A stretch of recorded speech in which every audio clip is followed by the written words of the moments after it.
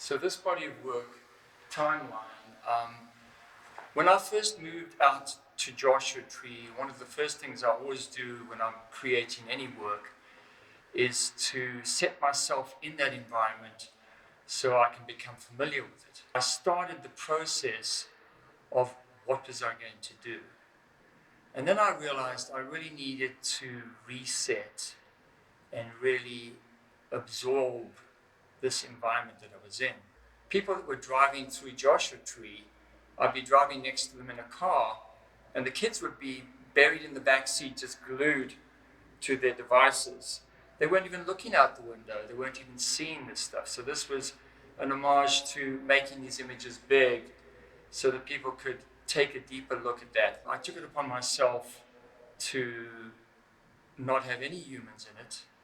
The same process of how I create other narratives over a period of time, let the narrative create itself in the time that I'm creating the images. That was the commonality of my work that I do with other works.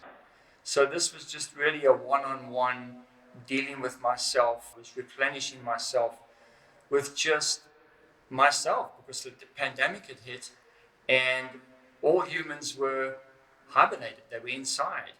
However, in this case, being no humans, I decided to take a large format camera, shoot analog, and go out to these locations. And of course, that was, as much as I thought it would be relaxing, it was equally as challenging to my patients. So this process took over a year and a half. I would go to one area and I'd set up this 8x10 camera.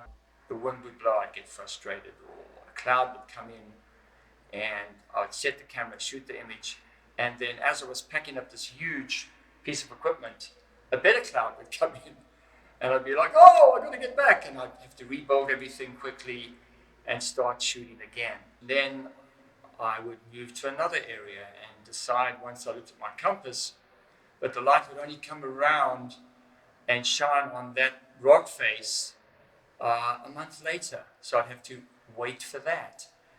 Essentially, this was a mirror of that time that I'd spent on my own, rejuvenating and getting ready to start a new project.